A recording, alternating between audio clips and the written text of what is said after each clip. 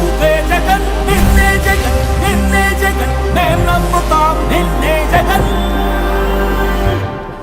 మా నమ్మకం నువ్వే జగన్ మేం నమ్ముతాం నిన్నే జగన్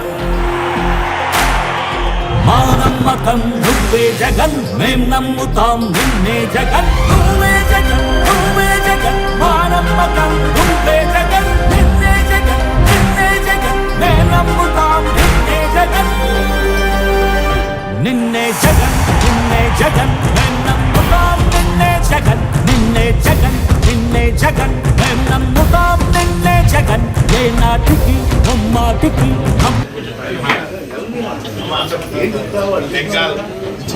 ముఖ్యమంత్రి గారు నాకు గౌరవనీయులు మమతా బెనర్జీ గారు ఆ స్థాయి పవర్ఫుల్గా ఉండాలి. నెక్స్ట్ 29లో ఎమ్మెల్యే సీట్ అడిగారు. చాలా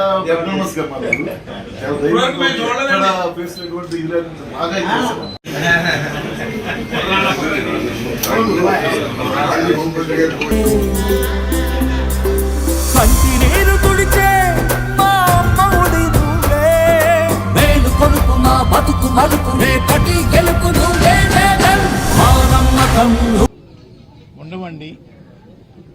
2 దఫాలు కాపులు సహకారంతో 2 సార్లు ముఖ్యమంత్రి అయ్యారు.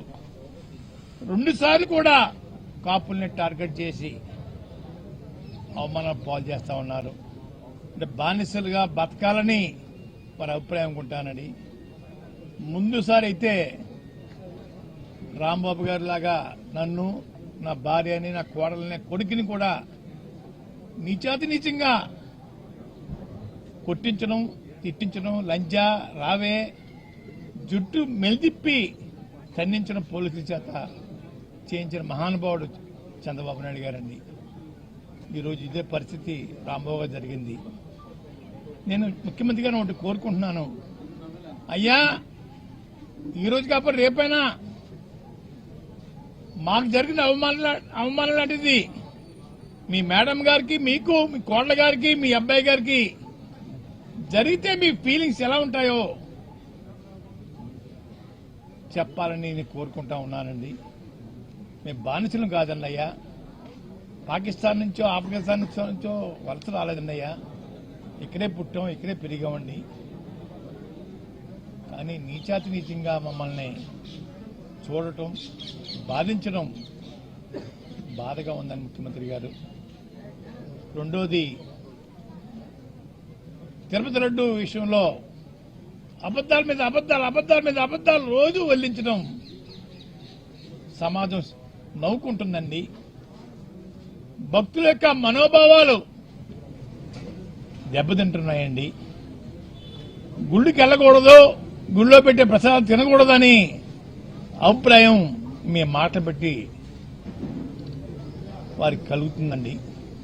ఎప్పటికైనా మించిపోయింది లేదు. ఆపేయండి మీ అబద్దాలని, ఇంకా ఆపేసేసి గౌరవంగా క్షమాపణ చెప్తే బాగుంటుందని అనిపిస్తా ఉందండి.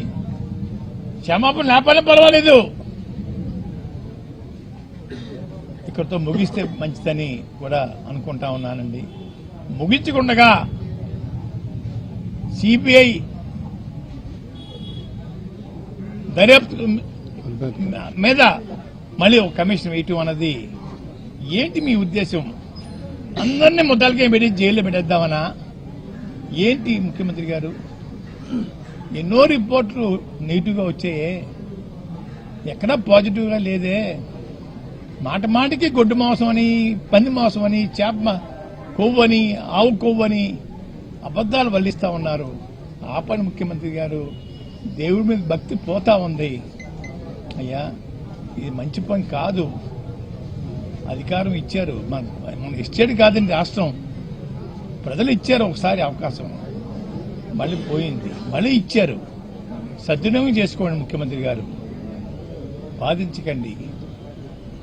గౌరవంగా జీవించే మనుషులను గౌరవంగా జీవించనమనండి, అంతేగాని మీకు బానిసలుగా చేసుకోవడం కోసం మా ఇళ్ల మీద దాడి చేయించే కార్యక్రమం స్వస్తి పలకమని చెప్పేసి నేను కోరుకుంటా ఉన్నాను.